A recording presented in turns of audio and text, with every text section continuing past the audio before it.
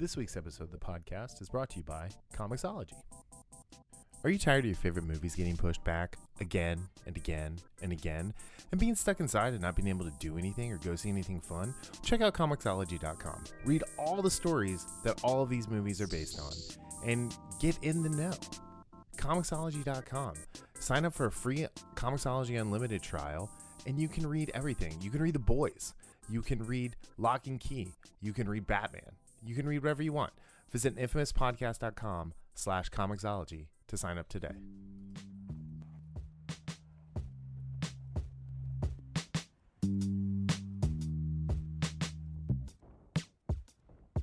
Hey, welcome back to the Infamous Podcast. This is Brian. And this is Head Exploding Darryl. Yeah, Darryl just journalism all over the place. So there's some Darryl journalism over there and some Darryl journalism over there. I'm 40 miles away from Darryl, so I'm not even sure where the rest of the journalism went. Yeah, it's make sure you have your shoes on when you step outside. Yeah, we just got done watching the Disney Investors Call, which it works out nice. So there's no Mandalorian review this week because Darryl is going to Disney World, the most magical place on Earth. Did you know that? It's the most magical in Disneyland. Well, I thought that was Tahiti. No. Disneyland is the happiest place on Earth. Okay.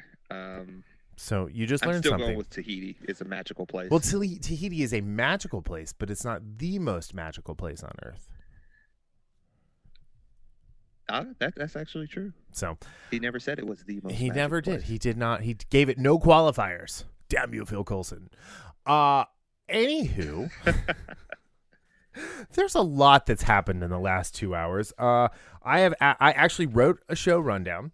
I made all the art for the show, and in the last 20 minutes, I threw all of that away and started over. So, we might be flying by just the first draft, you know. We might be flying by the seat of our pants a little bit this week. Okay, so Disney had their investors call. They had a metric ton of Star Wars announcements and MCU announcements and a bunch of other stuff too. Real quick, just gonna call out Mighty Ducks is coming as a series to Disney Plus, and Gordon Bombay is back. I did not see a hint of Spazway in there. And what did I tell you on the phone? If there's no Spazway, I riot. Yep. Charlie Conway is my favorite character in all of the Mighty Ducks. So it's been a while since I've seen. I think I only saw the first one. Oh, dude, they're all three really good. It's one of those movies. Yeah. Like I want to meet. I know that one. I want to meet Pacey in person and only call him Charlie Conway.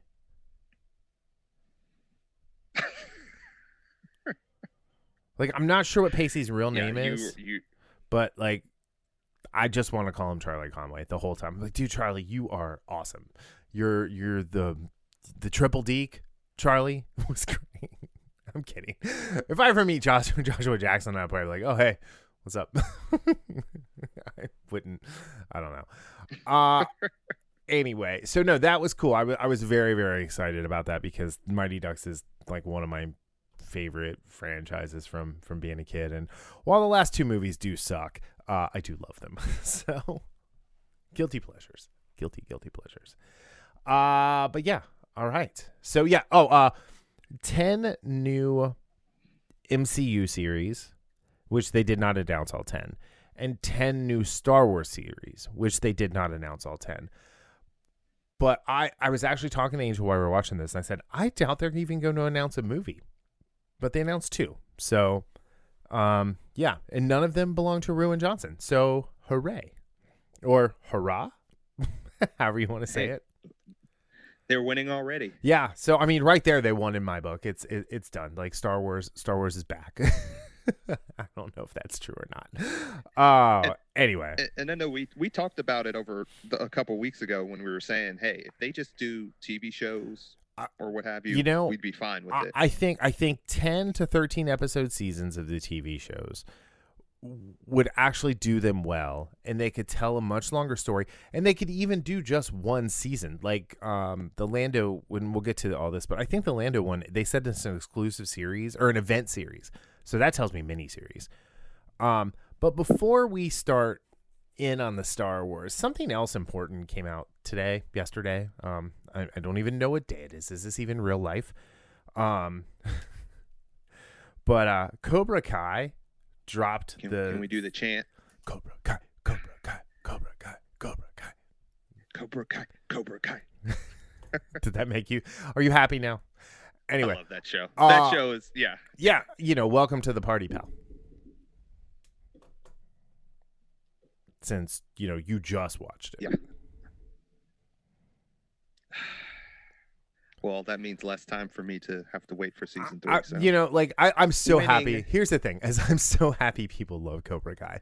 And you're right. You did not have to wait 2 years like I did and worry that it was never going to happen. So, good on ya. Good on ya. Anyway, so they dropped the season 3 trailer yesterday, and as of filming this, and it is an epic 3rd season trailer. I am super excited for it.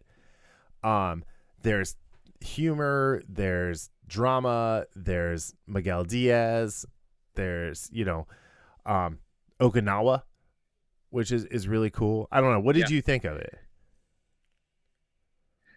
I saw somewhere a couple weeks ago them mentioning something about filming in Japan or what have you. So, and again, I don't remember the names of the 2 characters, like the girl that Daniel liked, and then his rival in Japan. Yeah. So they're both back. Yep. Kimiko and Chosen. You saw Miguel Chosen. That's what his name was. Okay. But everything going on with Miguel, and then you have Kreese taking over Cobra Kai. Mm-hmm. There was a couple buddy cop moments between Daniel and Johnny, which again, I love their scene in season 2 when they're in the car and they're like, "Oh, you like Speedwagon?"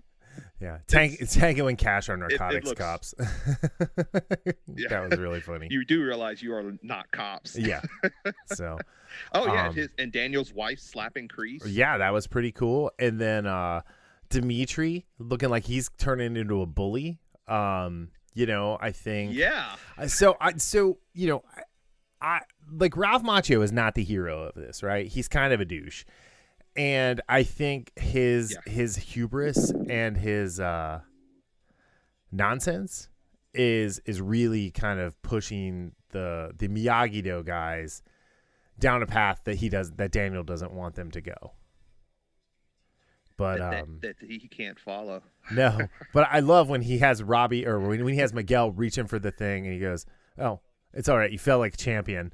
That was just perfect. I mean, that was the most Johnny Lawrence thing ever, and I loved it. And then they did have that heartfelt moment where he's like, I'm always going to be your teacher. Oh yeah. Helping him up. And and he took him to a Def Leppard concert to start. Yeah. Yeah. No, I cannot wait for this season. Yeah, it's do we know the exact date? It just says January on the Netflix or on the Netflix YouTube. You said January 8th, but is that a Friday? I thought I saw somewhere. I don't know. So, but yeah, I don't know. It looks really cool. It has me excited, and one of the coolest shows to like revisit a franchise after 30 years that did it right is exciting. Yeah. And I admit I was one of those when I saw it come out, I kind of dissed it. Just like, I'm not going to watch this. I saw it come out and I waited until the day it came out and I signed up for it used to be called YouTube Red. Now it's YouTube Premium. Right. And I never canceled it. Like, because I've become so used to watching YouTube without commercials, I'll never be able to go back. Mm-hmm. Kind of like you and Hulu without commercials. Dude, I got the Hulu non-commercial plan day one. Like, as soon as that thing was out, it's like $4 for no commercials. Take my money. Like, it's worth $48 a year never to watch a commercial again. especially when they show the same damn commercials. Dude, like, every so day. you know, I worked at a place where we actually advertised on Hulu, and every time I would watch and they would show our ad and they would show it again, I would mark it down and would call our account rep and be like, okay, I was watching this show from this time to this time, and I saw our commercial set in seven times in 3 ad breaks. I'm only paying for one of those because it just kept going over and over and over and over. So, but yeah, it's nonsense. And so, yeah, anyway. All right. So let's dig into the Star Wars news. I think the first thing was pretty exciting is that, Hayden is coming back.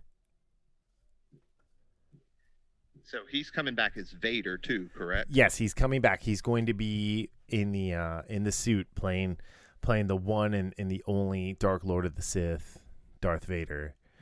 And you know, Kathleen Kennedy was like, it's the rematch we've all been waiting for. It's like, no, they're not going to ever meet unless you're going to redo A New Hope or Star Wars, if you will, Episode 4 during this series. Yeah, she might want to read up on her Star Wars lore. Yeah, she's about as caught up on Star Wars as the story group.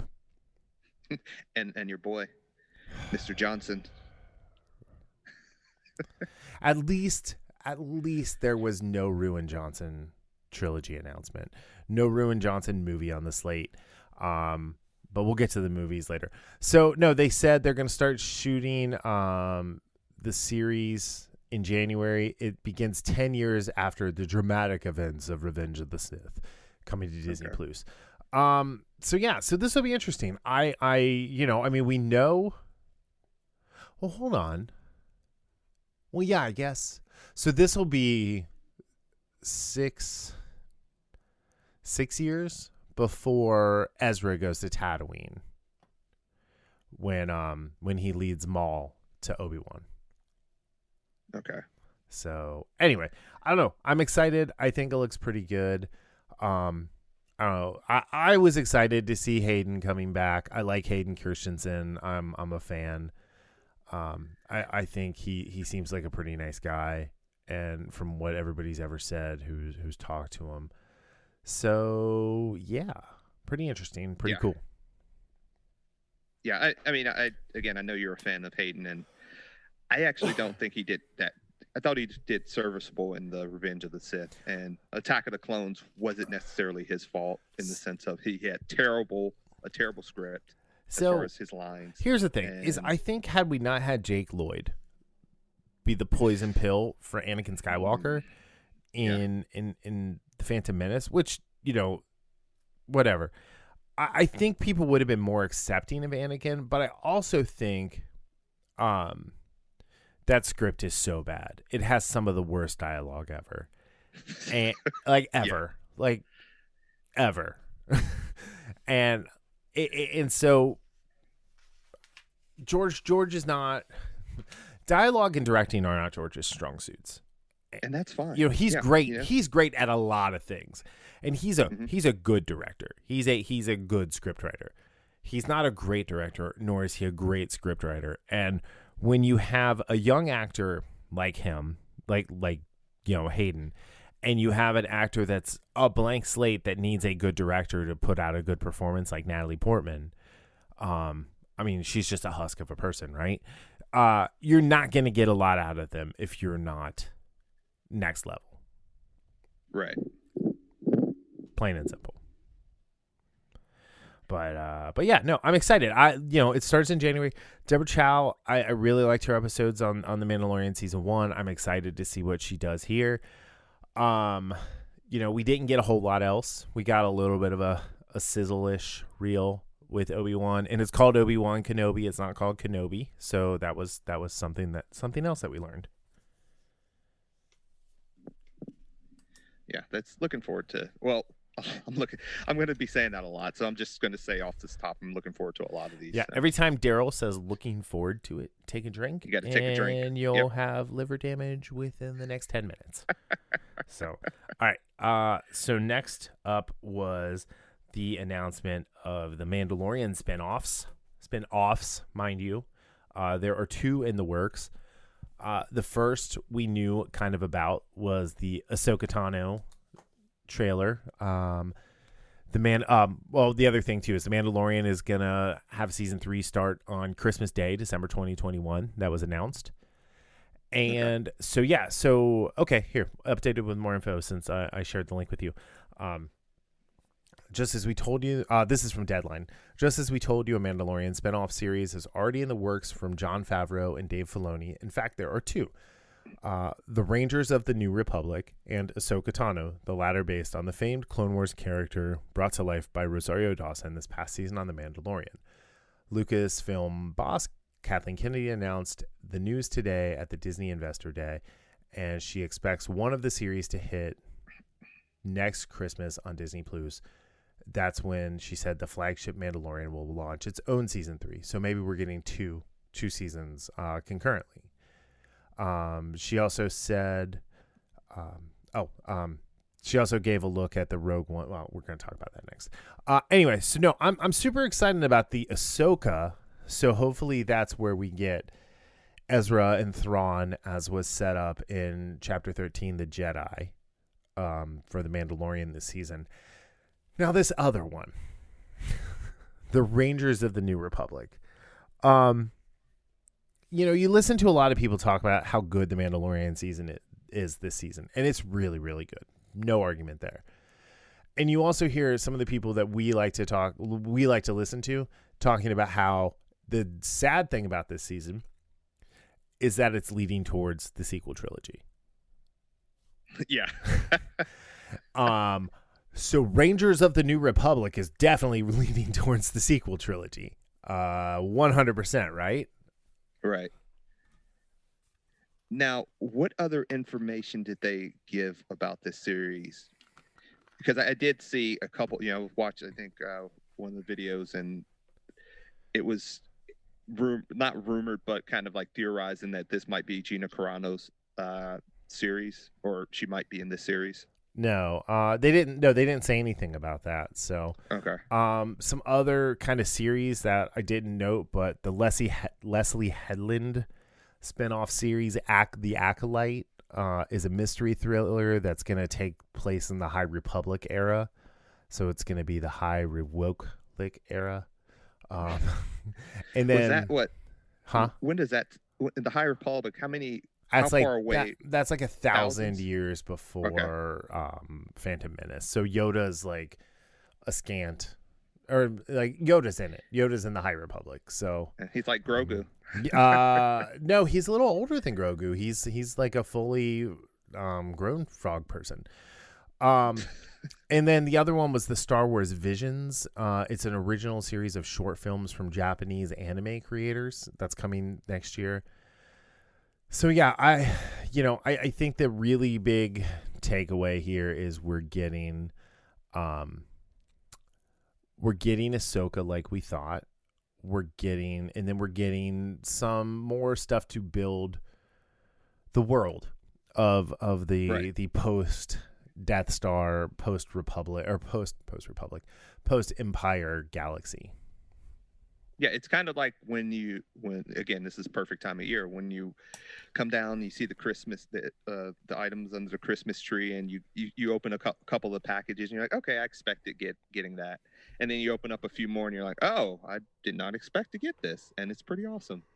Yeah, so this was like today was like Ralphie finding the Red Ryder BB gun behind the Christmas, or behind the radio or radiator, wherever it was, not under the Christmas tree where the rest of the presents were. Yeah. Okay. So the next one is The Bad Batch, which I just watched that right before. Yeah. So everyone kind of theorized that this was coming with the first 4 episodes of season 7 of the Clone Wars. They introduced The Bad Batch, which was actually animatics that they had finished for the original run on Cartoon Network. They changed some of the story, so a little bit of it was actually a surprise for those of us who got to watch the animatics before everything. Because I mean, it was like fully done. It just hadn't been rendered to be the final product. So the Bad Batch is what, Battalion 99 or whatever their Group 99. They're a bunch of clones that have deficiencies is not the right word for it, but that's how they're looked. They're kind of like mutants. One of them's super strong, one of them's super smart, one of them doesn't miss, kind of like Deadshot. One of them's good with computers, and so it's exciting. Like, I think this is cool. There's a rumor that they saved Grogu from the Jedi Temple. That's interesting. So I didn't, because of kind of like the time crunch when we reviewed when we were talking about the last 4 episodes of the Clone Wars. Mm-hmm. I only watched those, so I can go back and watch. You definitely need to go back and watch the first few episodes of season 7. It was really, really good. It kicked season 7 off like with a bang. And then they had that kind of. Oh, hey, this just in. Disney raising price of Disney Plus by $1 a month starting in March. That's not too bad. Sons of bitches. But that's kind of like par for the course, isn't it, for these streaming services? How dare you? How dare you? I'm sorry, I had to do it. That's my favorite meme. I actually really like I like responding with that meme to things.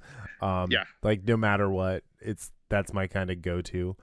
But yeah, no, so the Bad Batch looks great. They were a really good addition to the Clone Wars canon, and it'll be good to have that kind of animated series back. Yeah, it looked like the sizzle reel that I watched. It looked pretty good. So, all right, so kind of to keep rolling. By the way, I caught myself. I didn't say what I was gonna say. What were you gonna say? Yeah. Anyway, I don't want people to get drunk. So we got the full-on announcement for the Cassian Andor series, just called Andor, which is a prequel to Rogue One. I'm actually really excited about this. I love Rogue One. It is, it's up there for me in the top 5 of favorite Star Wars films. And I really liked Cassian. I thought he was an interesting character. There was a point in the script writing where he was actually a double agent for the Empire. So he wasn't a rebel. He was actually he was faking being a rebel. And I don't know if that's in here or not, but I really hope it is. I really hope so. Yeah. So we get Alan Tudyk back as K2SO. Stellan Skarsgård showing up. Genevieve O'Reilly is coming back as I think she was Mom. I think that's who played Mon Mothma in Rogue One. So yeah, I mean, this is pretty stinking cool to see Cassian getting the series and kind of digging more into that pre Star Wars, post Revenge of the Sith world of the Star Wars. Right. So yeah, I absolutely loved Rogue One. It was one of those that I expected it to kind of be kind of a mess because of what happened in the background, but I really enjoyed it. And I know we've talked about the Cassian thing before too. Mm-hmm. I would love for it to come out that he was a spy for the Empire. Yeah, I think that would be really great, and that he just couldn't go through with doing what he did in there. But no, I think this is great. I think that Anyway, I'm excited for it. It's something we've known about for a while. We just didn't know when it was coming. And now that we know, and it's coming out, they said coming soon, but it's not until 2022. Yeah, because it's filming now. It got pushed back because of the global bastard. So the beer bug. The Modelo bug, as Eric July likes to say. That's my favorite. I like the that Modelo one too. Bug.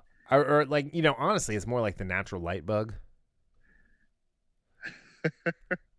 Anyway, because it'll get you there, but it'll take a while.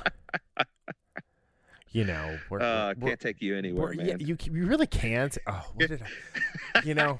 I said something earlier today to my coworker that he just kind of looked at me on the Teams call and he was like, I was like, yeah, and just roll with it. It was something. How dare you? yeah. If he could have, he's an older guy, so if he would, I don't think he knows who Greta is, but he could have definitely been like, how dare you? How dare you? Anyway, all right. So moving on. So we got Lando series. And you might ask, what's Lando series? It's not a system. It's a person, and it's a show about Lando Calrissian. So it's in the early stages of development. It says it doesn't currently have a release window at this time, so it's unclear who will play Lando in the series and at what point in the Star Wars timeline it will take place, whether it will be live action or animated. So, that tells us nothing, absolutely nothing about what this is going to be. I want to see Donald Glover back. Yeah. Mainly because I'm a Donald Glover fanboy. I enjoy everything he's in. I think whenever a season of Atlanta airs, it is one of the best 3 shows on television that year. Still haven't watched that. Pass. No, I watched. He is so good. So I watched the first episode like back when it first aired, and they dropped an F-bomb, and I'm like, wait a minute, did I hear that right? FX baby, FX baby. So I like how they said it might be animated or live action. Well, no, they didn't say it might be. They say it's unclear if it is. It's unclear. That's what I meant. Like, they didn't specify. Well, this is from Comic Book Resources. This isn't from StarWars.com or Disney or any of that. So Justin Simon is going to be the showrunner. It's a exclusive series, so I'm guessing it's going to be like 6 episodes. That's it, one and done, regardless of how popular it is. Justin Simon is known for Dear White People, which I actually watched and you didn't. Right. Actually, the Dear White People movie isn't horrible. The Dear White People show on Netflix, I turned off after about 17 minutes. I actually made it further into that than I did that other show we tried to watch. That no, you're not. Please, no. I don't remember what it's called. Cursed. Yeah, the Frank Miller thing. Like, I actually, I made it through, I think, two episodes of Dear White People, and because I kind of liked the movie. I thought the movie was okay. So I'm kind of interested to see, because they're bringing in some of these people who have never done any kind of like action or CGI based stuff, and it's not to say they can't do it. It's really interesting to see these kind of like new woke storytellers come in and get a chance to try and do something new, and hopefully they make it a little more mainstream. Yeah. So what I meant by the whole animation versus live action, if they don't get Donald Glover, I am not very interested in seeing it as a live action series without Donald Glover. Okay, if they don't get Donald Glover or Billy D, who would you want to see play Lando?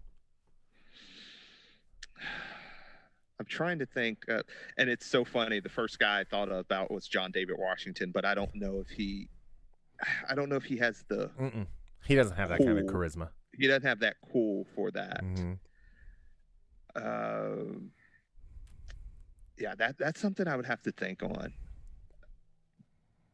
But I just love Donald Glover so much in that role. It's like one of those instances of when you see a character in a role, like, again, I'm not comparing him to what Robert Downey Jr. did in Iron Man, but when I first saw Iron Man, I'm like, okay, this is Tony Stark. That's Tony Stark. Yeah. And that's kind of how I looked at Donald Glover, again, because I had my concerns going into that movie. So I just want to say, in like 2016, I called that shot on Twitter. It's still on my Twitter timeline if you want to go through all that shit. I got the receipts.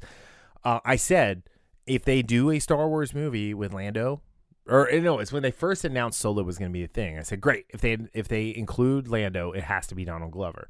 And so I 100% claim the casting choice of Donald Glover. You hear that, Donald? Yep. Yeah. You're welcome. You're welcome, sir. You are welcome. It is my gift to you for the years of entertainment you have given me, from the Mystery Squad to your stand-up to Community and the fantastic Atlanta. You're welcome. Anyway, no, I'm trying to think. I don't know. Donald Faison from Scrubs. He's cool. He's a little bit up there. He's not Billy D old. This is true. I think he might be younger than Billy D was during Empire. So, I like Donald Glover. He could be good. He might have to grow some hair. I don't know if he can do that, but I don't. Yeah. There's no baldness in Lando's life. No, there's a great. No. There's a in Scrubs. He's talking to a guy. He goes, "You can ask me anything," and the guy goes, "Do you shave your head because it looks cool or because you're going bald?" And he goes, "I'd like to say it's because it looks cool." And then he looks down, kind of like Charlie Brown. And he goes, "Bald." So anyway, no, I need to watch that. Yeah, I need to watch that show. Scrubs is great. Scrubs is a fantastic show. All right, so Lando, yeah, if it's not Donald Glover, I don't know. I'll take Billy D, but that means we're too close to the sequel trilogy. Yeah, which again, don't get me wrong, love Billy D, but I'd rather have new stories, like throw it back into the past a little bit. Yep. All right, so this was the first big bomb that I don't think anyone expected to come. Patty Jenkins tapped to direct Rogue Squadron for Disney and Lucasfilm. So it says here this will be the next Star Wars film released and will focus on fighter pilots made famous in the Star Wars films. So hopefully we're getting a Wedge Antilles. Remember Wedge? Yeah, I remember Wedge. Do you remember? Did you watch that with Star Wars, South Park with the member berries? I don't know. Oh, you don't remember the member berries? You have homework on the plane. You need to go. I don't remember the member berries. You need to go to HBO Max. Just look up all the episodes with the member berries. Download them to your phone or whatever, and watch them on the plane. Anyway, so she's directing the Rogue One movie, and I think this is the first feature Star Wars. Yeah, it's the first one directed by a woman. Which, if you think about it, there's only been a few people. Actually, that's not true. J.J. Abrams directed a movie. He did too. So she's the second woman to direct a Star Wars movie. I don't even have a good follow-up to that. Yeah. I mean, at least Ruin had the balls to try something new. Yeah. I still think you're upset from Cloverfield. I'll never get over that. Honestly, that should have been Godzilla. I've talked about this 1,000 times on the show over the 6 years that this fucking thing's been going on. Anyway, I'm excited for this because I love the Rogue Squadron books, and please pull those back from Legends EU into new canon.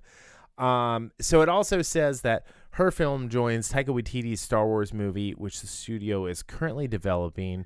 Jenkins' film will be released on Christmas Day, December 2023. If you were listening to the investor call, Kathleen Kennedy accidentally said December 2021. So I'm happy. I was like, oh no, they're rushing this out. But no, this is great. And let's be honest. I mean, December is a great time for Star Wars movies to come out. Big bad spaceship battles are going to be good. And she can do action. She 100% can do action. The majority of Wonder Woman was fantastic. What we've seen from Wonder Woman 1984, the fight bits have looked really good. Yeah. So I do remember those Rogue Squadron books. I think I read maybe one or two of them. But, I mean, it's one of those things that's been so long ago. But I agree. I want them to pull some of this EU stuff back into the what they call the canon. Just canon, yeah. It's just a canon, yeah. So, I mean, John and Dave have been doing it over on The Mandalorian. So, Right. Let's just make sure it's a good story. You know, it just like let's focus on like badass fighter piloting. And let's remember, Patty, Miss Jenkins, if you will, space has 4 axes. You don't just have to go front to back. You can go up and down in a dogfight in space. Please make that happen for me. I am so used to them doing that in Star Wars. If she would do that and take advantage of how it really would be, that would be awesome. Hera did it in Rebels. Yeah, right. I told you. I don't know if I told you. I definitely called someone when that happened. Oh, that wasn't you. It might have been. Who did I call? Anyway, I told someone about that. Is the minute it happened, I was like, "Oh my god, something just happened in Star Wars. I've been waiting my whole life for." And they're like, "What?" I was like, "They used space properly." I remember you said something about that to me, but it wasn't. It was like when you knew I was watching it. It was like, I told you. I was like, I said, watch for it. You're gonna know, and you're gonna realize why journalism all over the place. So anyway, no, I'm excited by this. I think Patty Jenkins is a good director. I'm still kind of interested to see what her Thor movie would have looked like. Even though I'm not a hater on the Dark World like most people. Like me. It's my least favorite MCU movie. Really? Yeah. More than you like that less than Age of Ultron. Yes. Oh, definitely. You like that less than Captain Marvel. Yeah, actually. Not by much. I think Captain Marvel You like that less than Black Panther. Oh, definitely.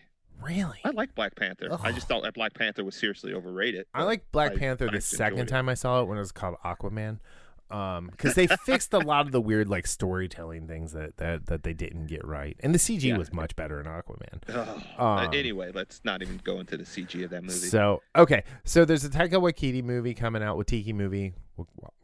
Waititi. Anyway, Waititi. Yeah, Waititi. There's a bunch of other things still to be announced. They didn't talk about any video games or anything like that, but we know there's 5 series that are in development, and so that means we have 5 more to go. That is like this call this call just showed that they understand, hey, we have this product, this Disney Plus, and we're not taking full advantage of it. Well, Bob Iger came out and said for 2021, they've committed to 100 new content, 100 new bits of content, whether that's series or movies. So there's 52 weeks. That means it's about 2 every year or 2 every week, which I think the biggest problem with Disney Plus is there's not enough new content on it. There's not enough stuff that comes out on a regular basis. Right. Okay. So real quick, because I'm going to knock these next 2 out real quick. So the first one is there's an Alien series coming to FX. It's from Noah Hawley. They're talking to Ridley Scott to be the executive producer. Noah Hawley did Legion, and he does the fantastic Fargo on FX. So he's kind of FX golden boy. And it says the series is billed as being the first alien story set on Earth. It will blend the timeless horror of the original 1979 movie and the nonstop action of the 1986 James Cameron directed sequel. I don't like aliens. I don't know if I've ever told you about that. I'm one of the few people who prefer Alien to Aliens. But yeah, so I don't know. This will be interesting. It says it'll be mind-blowing if Scott directed an episode or 2. It wouldn't be shocking given how he's directed 2 episodes recently of the HBO Max and very alien-toned sci-fi series that he produced, Raised by Wolves, which I still never finished. Okay, so then in the story from Deadline, Disney, Why the Last Man? Let's see. Alien. So, yeah, I guess Why the Last Man is still under development. They didn't really give too much about that, but both of these are coming to FX and Hulu. Hulu is not going away. It's not being folded in. It's going to continue to be its own thing, which I think is really cool, and it will allow them to tell more adult stories and continue doing some cool shiz. All right. So sorry. Well, with Aliens, I'm a huge fan of the Aliens, the Cameron version, and I liked Alien. But even though Noel Hawley has a good track record, Aliens, that franchise is one of those things where I'm just kind of gun shy when something comes out just because of what we've gotten. Yeah, I mean, there's been same a thing lot with of Predator, honestly. Yeah, it's just a great franchise, a great property, intellectual property. It just they haven't done it justice in these last several films. So yeah, hopefully Hawley can do something with it. Was the last Predator, was that The Predator, or was it just Predator? I don't remember. It was The Predator. Yeah, it was with the dude who was in Logan, who had the robot arm in Logan. I don't remember that actor's name now. I didn't hate it, but I'm also like not a huge fan of like Predator in general. So that was just kind of like, oh, I put it on because it was the last day it was going to be on HBO Now, and whatever. All right. So this last bit here.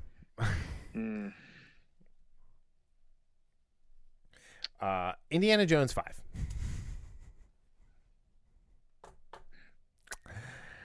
It is set for a spring coming. It's going into production this spring for a July 2022 release. So they're going to have to pump this thing out fast. So Harrison, no planes, no letting things fall on you and breaking your leg. Let's do that. It was previously announced that James Mangold is directing. ComScore currently okay. So no mention of Chris Pratt, who was rumored to be attached. Just Harrison Ford returning per Kennedy. Zero interest. I still haven't seen Kingdom of the Crystal Skull. I like Raiders of the Lost Ark. I don't like I was going to say Legion of Doom. Temple of Doom. And I love Search for the Holy Grail. So there's that. I don't know.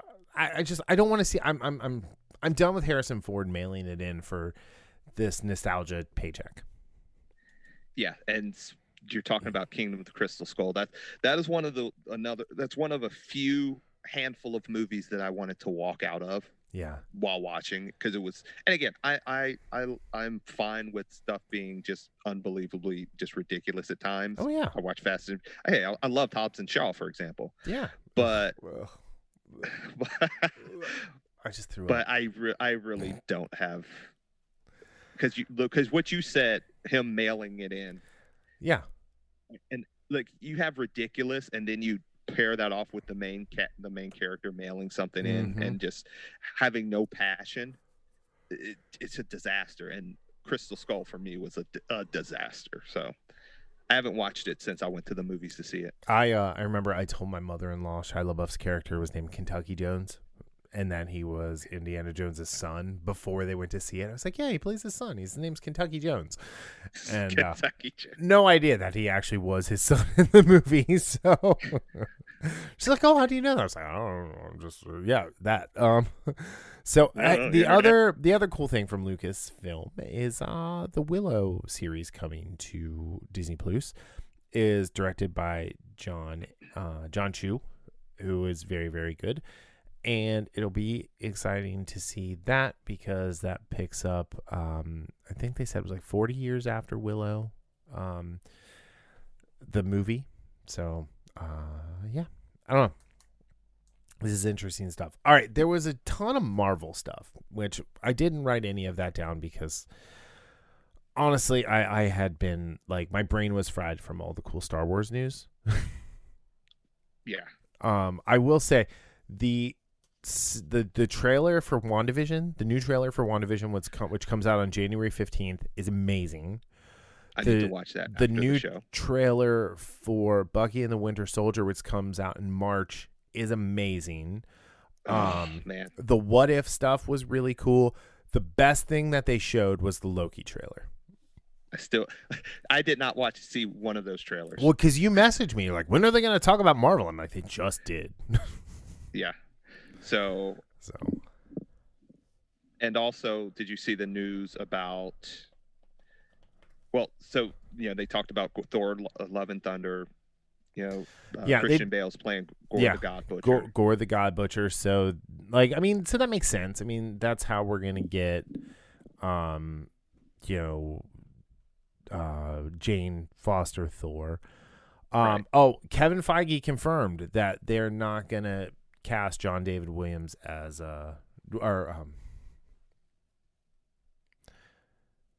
what's his name? John David Washington. As Black Panther, that they're not going to recast the character. I understand having respect for Chadwick Boseman, but he played Black Panther in one full movie, bits of two movies, in the final fight scene of a fourth movie. Right. He did great. He was a great T'Challa. I thought the Russos did a much better job with him than Ryan Coogler did. But this is just so short-sighted on their part. They're going to recast Captain America, and they're going to recast Iron Man.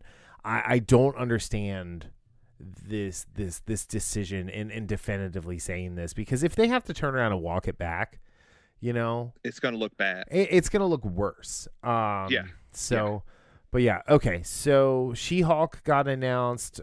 Tim Roth is coming back as Abomination. It hasn't started. So apparently there's two She-Hulks, because Mark Ruffalo is going to be in there. Moon Knight, Armor Wars. Do you remember the Armor Wars comic book? No, I never read that. So they have that, which, Don Cheadle is going to be in that. So, his War Machine's going to have a skirt. Secret Invasion, which looks interesting. They're doing Ironheart, which, nobody likes Riri Williams. So I'm not sure why they're doing that. She's not a likable character, honestly. I've tried reading that. Yeah, I don't know.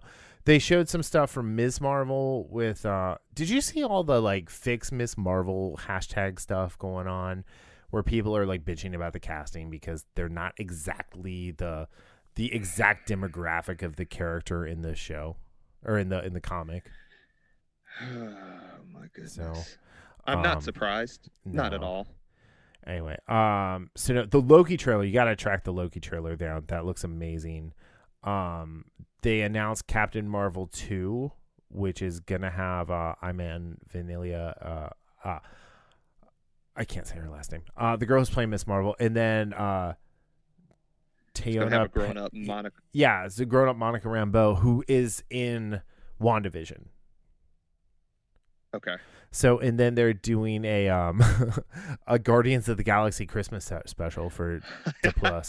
So hopefully that is better than the Star Wars Christmas special. But I don't think it's that hard. It's a very low bar to have to pass. Disney will be spending $14 to $16 billion on all streaming content by 2024 as it ramps up production. So goodbye Disney in movie theaters. So the Raya the Dragon Slayer, or whatever it's called, is going to be... It's going to get the Mulan treatment, isn't it? It's coming direct, yeah, but I don't think you have to pay extra for it. Okay. So because I actually saw that I saw that trailer a couple months ago, and that's one of those I would check out. So there's something on here called Arc, which is a series that's coming out. I don't know if this is Disney. It doesn't say. But I just stopped because the picture looks just like Korra. So someone's stealing some artwork. Anywho. Your boy's back too. My boy. They officially announced Ant-Man and the Wasp. Oh yeah, Ant-Man and the Wasp. Quantumania. Yeah, so this is interesting. So lots of cool stuff. Lots of fun stuff coming out. Spider-Man Homecoming, they announced, will be coming out, and it's going to tie into WandaVision and Multiverse of Madness. And then John Watts is directing the Fantastic Four movie, which was announced. So, yeah. Sister Act 3 is coming out. Nobody cares. They're doing a reimagining of Cheaper by the Dozen, but with black people. Okay, you're killing the momentum we had. They're doing... do you remember the movie Enchanted with Amy Adams? They're doing a sequel to that called Disenchanted. Is she going to be returned? What? Yeah, she's back. Amy Adams is back. Okay. But I don't know if James Marsden is back, though. James Marsden, Cyclops, should definitely be back as Prince Charming. Well, no, he got killed off screen, remember? I'm sorry. Too soon? Next time I see you, I'm going to smack you in your stupid face. Well, hey, you deserve it after your Black Widow, what you do to Haley. You deserve every bit of that. I do it to you, too. So don't just say I do it to Haley. I'm not just picking on a 13-year-old girl. I'm picking on a 43-year-old man as well. So anyway. You're a monster. You're a monster. Eat me. Hey, some other cool non-Disney news. They're going to do a revival of iCarly with Miranda Cosgrove, Jerry Trainor, and Nathan Kress all coming back. And apparently they're going to be grown-up adults. So... I know you've probably never watched iCarly and don't know what that is, but that was a very popular show in my house. Yeah, when Haley was not little. 1 second. So, yeah. I was gonna ask if it was gonna be kind of like The Boy Meets World, where they were adults. No, but Haley has watched that one like 500 times. You try to get her to watch The Girl Meets World. You try to get her to watch Boy Meets World. She's like, no, I'm not having any of that. Pass. Hard pass. She's like, Dad, this is like the original Battlestar Galactica to you. It's unwatchable. She never said that, but the original Battlestar Galactica is unwatchable. Oh, I was about to say that is a strong kind of line right there. Yeah. We're getting a bunch of like cool like Pixar and Disney TV shows and stuff. So, yeah. Groot's gonna have his own shorts. His own Baby Groot shorts. So. Yeah. I wonder if they're going to do... as in animated shorts. Yeah, I wonder if they're going to do a Baby Groot Go or Grogu crossover event at some point. That would be awesome. So count me in for that one. Yeah. I'll pay Disney dollars for that. So they're recasting Cassie Lang in Quantumania. Big Little Lies actress Catherine Newton is joining the cast as Cassie Lang. She's the daughter of Paul Rudd Scott Lang, and she has the same powers as her father because, it's a suit. It's not actual powers. So, I mean, I think it kind of sucks that they're recasting. Ew. They're not even calling her Stinger. Her superhero alias is Stature.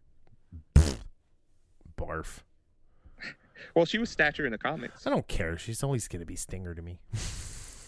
Did you cross your arms right there when you said that? I totally do. I 100. You know me too well.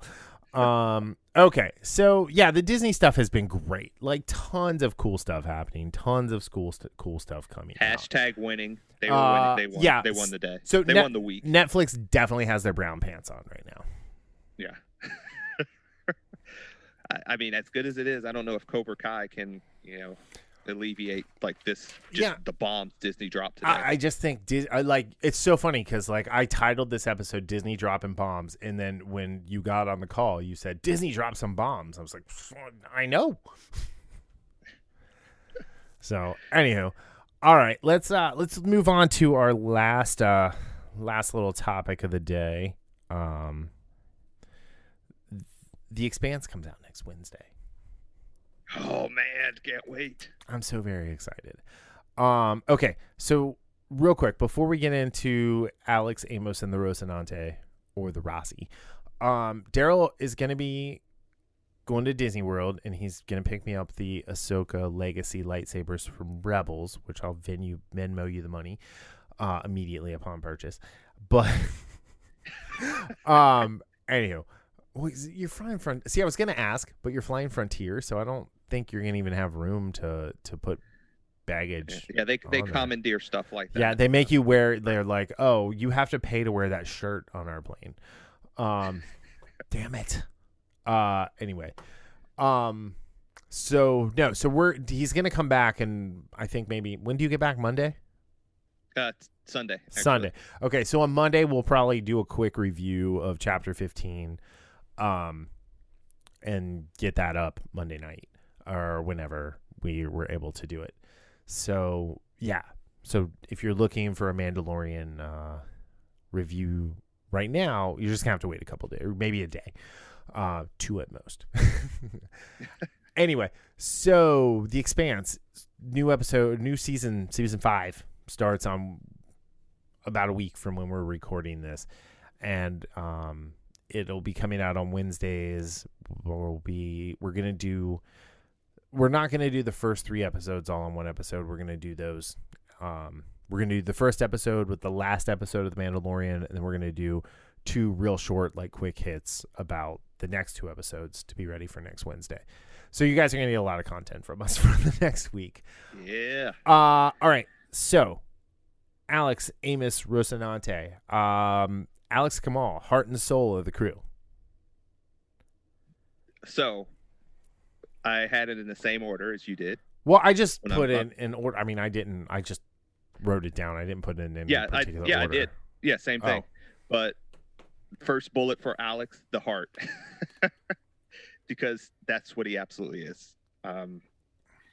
One of the things a person like Alex, he's one of those that, and especially on rewatching. So in season 3, which we both think is the best season of The Expanse, where it comes out that Naomi did not tell the truth about destroying the proto-molecule, he's really the only one that actually kind of still interacts with her. Yeah, he made her lasagna. He says, "Don't get me wrong, I'm still mad as hell at you." Mm-hmm. He has to put the in there. Yep. So he is that foundation of, and this is what makes me nervous. Again, we're still getting him in season 5, but this is what makes me a little nervous about season 6 is he is the tie that binds these people together. Right. And I don't know how the dynamic is going to work without him. I don't think it will. Cass Andor is I love his drawl, that drawl he has. And so he's Martian on the show. So Alex Kamal is a Martian. And in The Expanse, the Mars was I guess pioneered, was originally settled by Indian folk and Texas folk. So everybody's looks like an Indian and sounds like Jerry Jones from the Cowboys. Yeah, because like one of Bobby's squad members, he immigrated from Earth, and I believe he was from Texas. Yeah. So I mean that was the whole thing. So it's just funny. But no, so Alex was a Martian Marine who was a Martian Marine in the Martian Navy. He was a pilot, but he wasn't distinguished or anything. He just, I'm sorry, it says here it was Indian and Chinese, not just Texas. So because it's called the Mariner Valley and everything like that. But no, so he was never, he never got to fly the fast attack gunships like the Rossi and the Martian Congressional Republic Navy, MCRN. And he did his 20 years. He was honorably discharged. And, it's funny that he's the heart and soul of the Rossi, because to his own family, he's a giant douchebag. Yeah, and I have to think of when he finally tells them that, hey, I'm alive. I didn't die on the Donager. Mm-hmm. He tells them, and again, we're all for having, telling people the truth. But when he's like, hey, this is more important to me flying than you. That is, for your dad or for your husband to say that to you. Mm-hmm. And he didn't say it he tried to say it in, letting them down easy way, but there's no way to say something like that and, not take it to heart. Right. So, yeah, you're right. He is so important to the Rossi crew, but to his own family, he's just not there. Yeah, he's just. I mean, he's a absentee, deadbeat dad, and right. which is it's like everybody else. He's got his secrets, and he's got he's got his crosses to bear and his reasons for being out on the the raggedy edge, as Mal Reynolds would say. But yeah, so he's when we meet Alex, he's the one of the pilots at the Cant, and it seems like he's really well liked. And when they go to check out the distress ship, he takes the shuttle, he pilots the shuttle and everything, and he seems like he's very capable, but he also seems like he's just very disconnected because he's always got his headphones on. Yeah. And then when the Cant blows up and they get taken into the Donager, he's separated, and we don't know why. I thought we learned so much about him in that third episode, more than we really learned about anybody else in one entire episode, right? Right. But then, yeah, when the Donnie blows up and he gets to fly the Tachi, before it's rechristened, he's very excited about this, and he's trying to prove something to himself, and he does that very, very quickly, which I like. I like that he's an accomplished pilot. And he never got this chance, and here he is, just doing what you're supposed to do out there, is just kind of grabbing life by the balls and making it happen. Flying that wild blue yonder. Yeah. Well, grabbing space, yeah. Grabbing life by the donkey balls. So yeah, I love, and you're right in that episode where he's talking about, hey, I serve, which is more I can say for some of you all, or I don't think he put it in that way.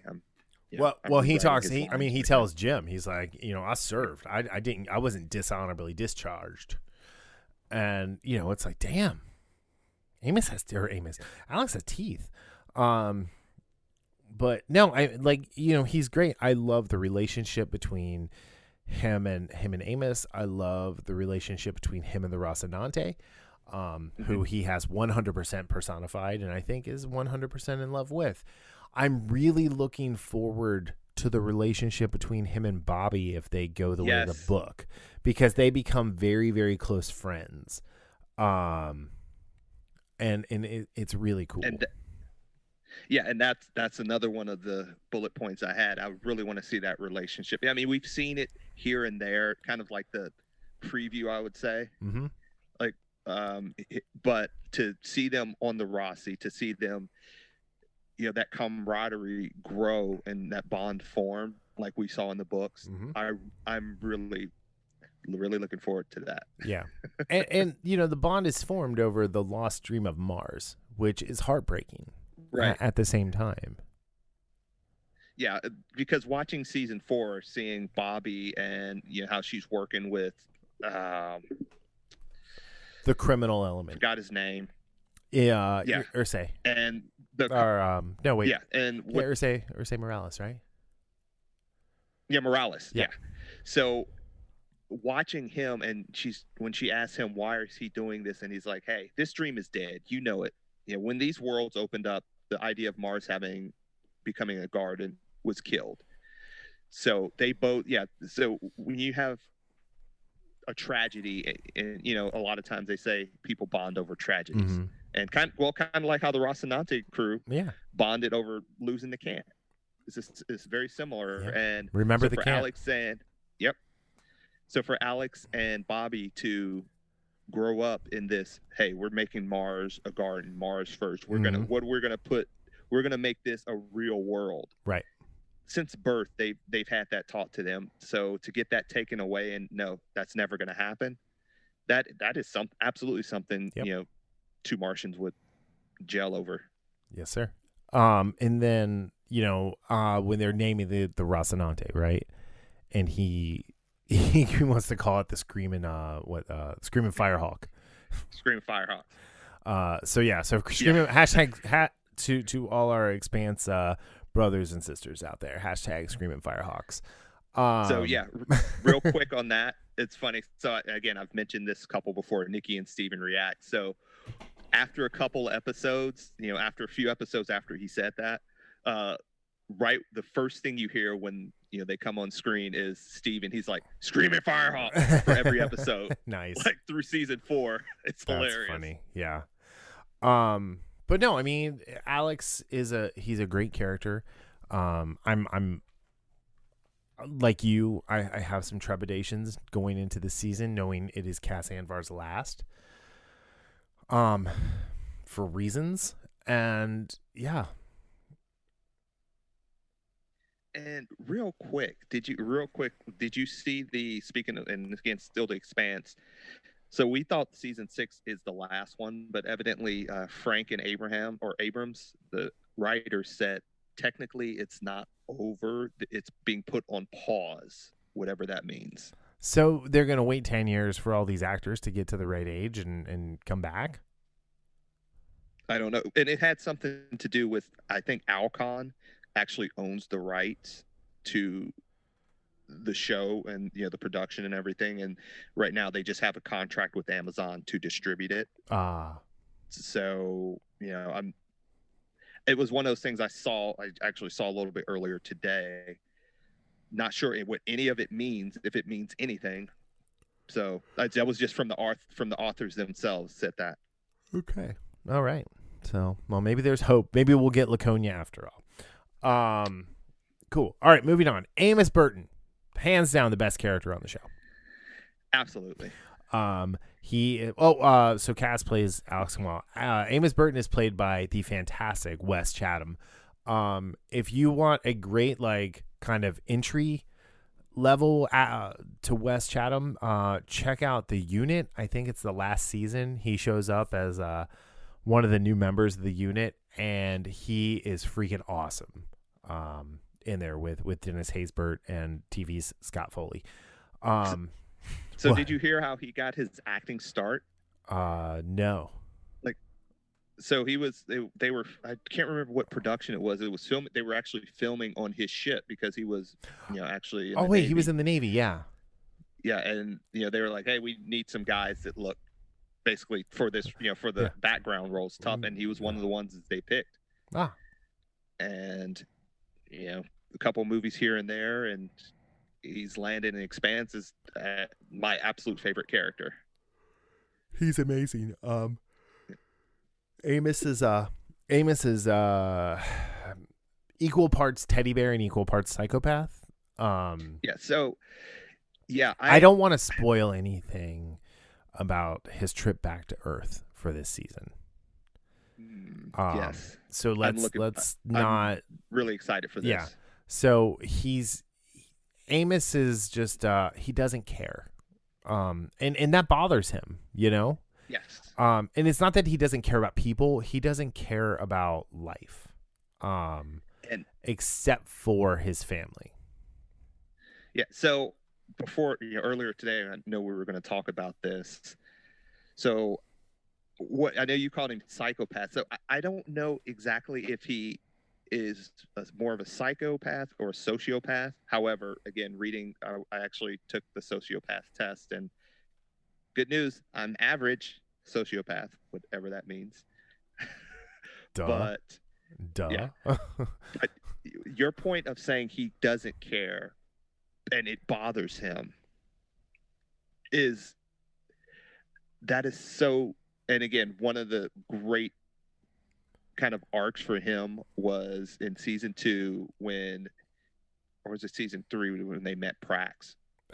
Season 2. Season 2 when they meet him. Yeah. And one of the things when they meet Cortazar, and they find out that basically his empathy has been burned out of his brain. Mm-hmm.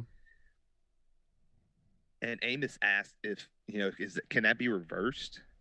Because he knows he understands that that's how he is. So right. It's imagining that something's wrong with you. What's wrong with you, but you can't fix it.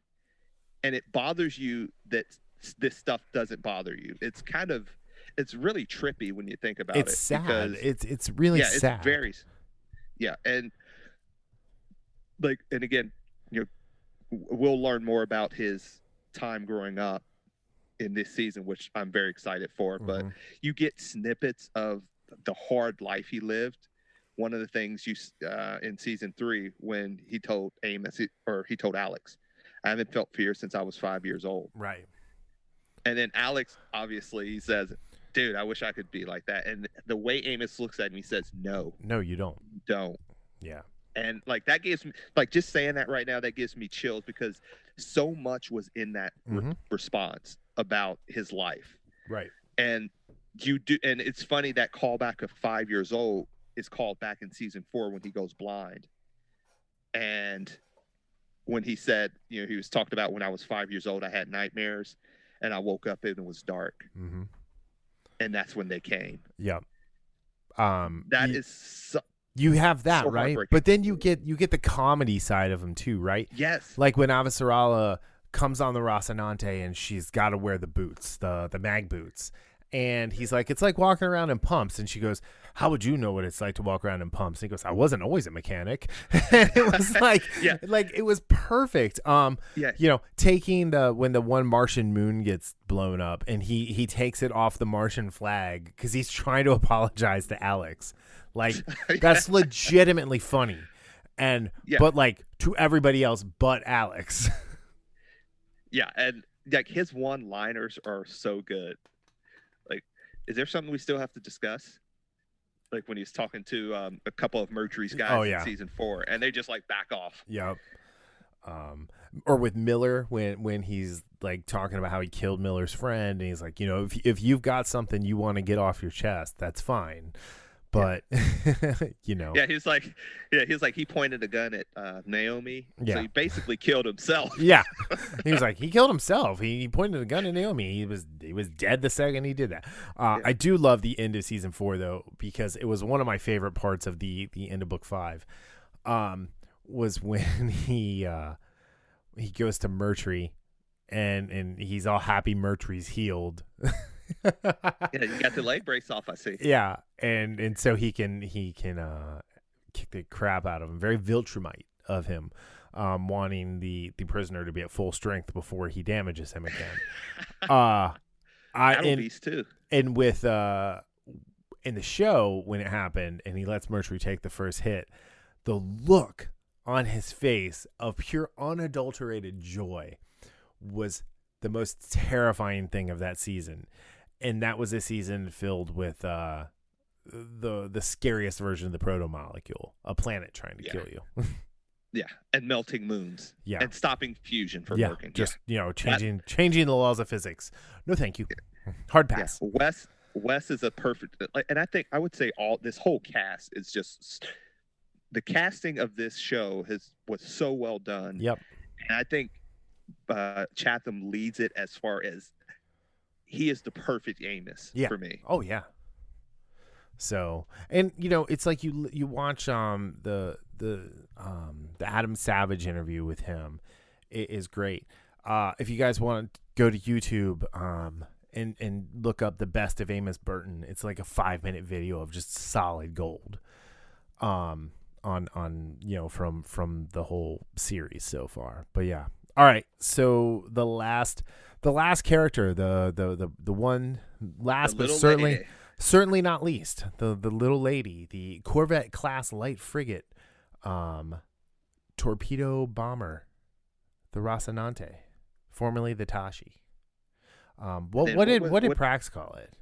Oh yeah, so the Contorta. The Contorta, thank you. But then back to the Rocinante after that. So yeah, the Rossi is a character all to herself, and she is much loved by her crew. Yeah, all of them. They all love this ship. Like, this is their home. It's not just to them. It's not just a ship. It's their home. And I will say, I did learn something about the Rocinante today as I was putting the show notes together. I did not realize they named the reconnaissance drones. I didn't know that. Pert, Lee, and Lifeson. Where'd you see that? I didn't even know that. I got it off of the Expanse wiki. So I don't know if that's true or not, but But yeah, so learn something new every day. The Rocinante as it's a layered. So the cool. Okay, so a couple things. It's supposed to have a crew of 12 and also carry up to 6 Marines in all their gear. So the 4 of them just poking around in there is really cool because a lot of the Rocinante systems are automated to the point when they first get it, Naomi's like, what do we even need an engineer for? You don't need me. Yeah, she's pissed. She's like, I want to fix something. I want to work on something. I just want something to fix. But the interesting thing to think about is the Rocinante is just a tube, essentially, a tube of death. And when they get to the point in season 4 where they have to land it, and I don't think they did a very good job of this on the show, the floors become the walls, and the walls become the floors, because of the orientation of the ship and the way it has to land and take off and everything in atmosphere. But man, this is like, it is such a cool looking ship. Yeah, I'm looking at my little Rossi right we now. Both have the tiny little $5 Rossi you can get on Amazon. I'm shocked they haven't done more toys of this. Yeah, I saw on the Lego Ideas somebody had done a Rocinante. Yeah, but and I was looking for, with my whole Funko obsession, looking for some pops with the characters. Nope. But for the Rossi, I'm thinking of the kind of like the BSG, those die-cast metal, ships that we both have. Yeah. I would love to have one of those. Dude, how great would that Rocinante. be? How great would that be? Yeah, because I have that. I have the Star Wars ones too. But yeah, it would just be amazing to have like a bigger version of it too. Right. So, it's one of those things where it kind of like one of the things you said is it's a home, and so that's why watching The Mandalorian last week and seeing too soon, it's too soon. Yeah. So I R.I.P. Crest, R.I.P. Yeah, watching the Razor Crest just get blown to ash, basically. That's exactly and his reaction to it. Oh yeah, that would be the reaction to the Rossi crew. Yeah. Did I send you that meme about the Razor Crest just being a pile of dust? Yes, the new version. The new HasLab. Yeah.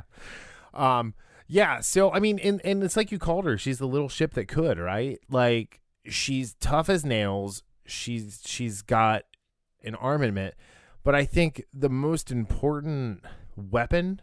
The two most important weapons on the Rossi are Alex in the pilot chair and Naomi fixing whatever needs to be fixed. Yes. So, or actually, let me rephrase that. Naomi knowing what needs to be fixed and either doing it herself or sending Amos to do it. Yeah. Yeah. Again, we've talked about, I love how they do combat in this show. You were just talking about, with the Rogue Squadron. They use all four dimensions of space. Yes. And that makes for some really kick-ass fight scenes. The scene where they're fighting the stealth ship and Alex goes around the space station the way he does and comes up and then flips and does that burn and opens fire on them. That is the space battles in the Expanse, specifically with the Rocinante, are the 100% best space battles in all of science fiction. Yes. Battlestar Galactica is a very, very close second. Like it's 1A, 1 and 1A. Yeah, and again, to top that, or not top it off, but to add to that is when they sheared the engines off that UN ship. Oh yeah, save Bobby and Avazarala. Mm-hmm. Like, I love how they use the dimensions of space. It's great. It's funny because it can be a blunt object, but most of the time it's a scalpel, and it's like Batman in The Dark Knight Returns, and he's like, when he's talking to Leader of the Mutants, he's like, you think this is a fight, you think this is a blood pit. No, this is an operating table, and I'm the surgeon. And that's what I think about every time I see Alex, just taking stuff out. Yeah, I love the sound of those PDCs going. Oh yeah, my favorite bit of the Rocinante though is it was season 2 when they're chasing the proto-molecule hybrid, and they have to break off and they go to save the somnambulist, and Holden's like, put me on all the open frequencies, and Alex is like, oh, nothing good comes from this, Jimmy. And Holden goes, this is James Holden of the warship Rocinante. Rocinante. Yeah. And it's like, and like, you know, I mean, they're against other Martian vessels, and these Martian vessels don't even want to mess with it. That's how awesome the ship is. Yeah, he's like, you know what we're capable of. He's like, this is your first and final warning. Yeah, it is so very cool. Well, and then it's mirrored in season 4 when I forget what the RCN ship is called. The Thomas Hale. No, that was the one ship.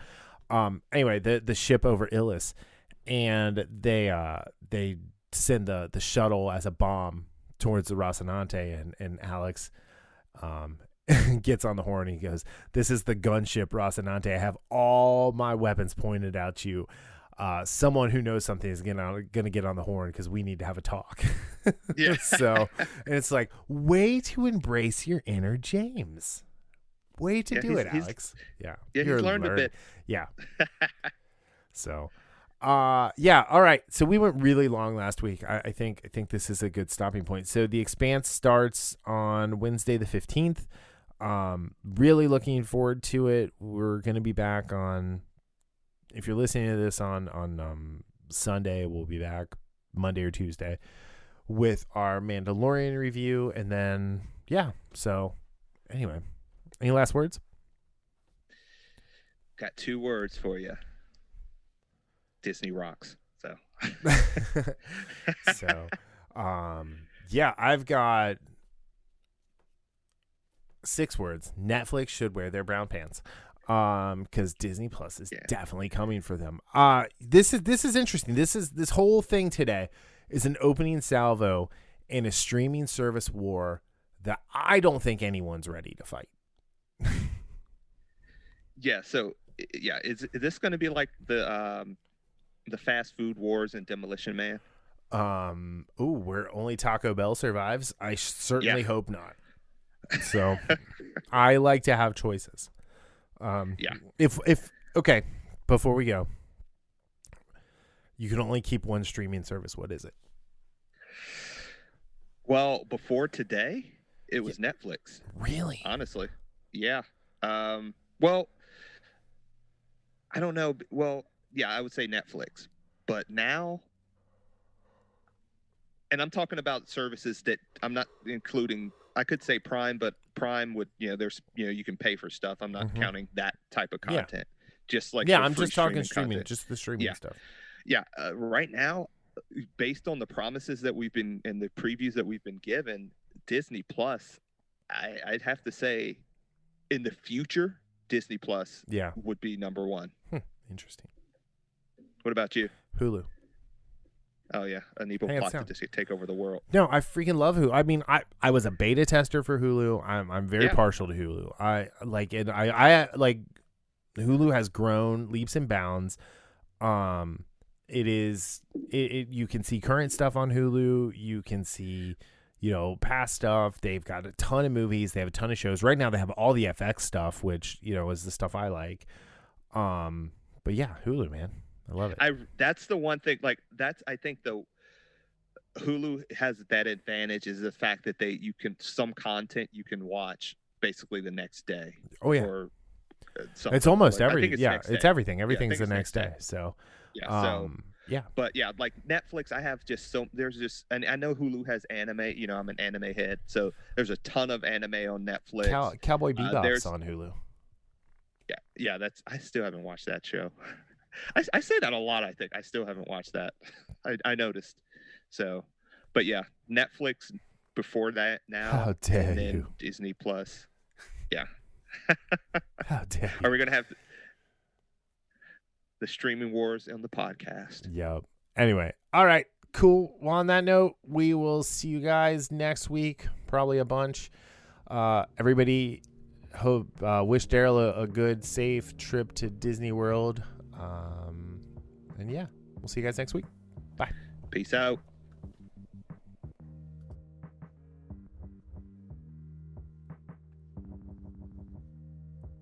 The Infamous Podcast is recorded in Kings Mills, Ohio, just north of Cincinnati, with new episodes out every Sunday. You can find more information about the show online at infamouspodcast.com or on Facebook, Twitter, and Instagram as at Infamous Podcast. You can subscribe to the show on Apple Podcasts, Spotify, Google Play, iHeartRadio, or your favorite podcatching app.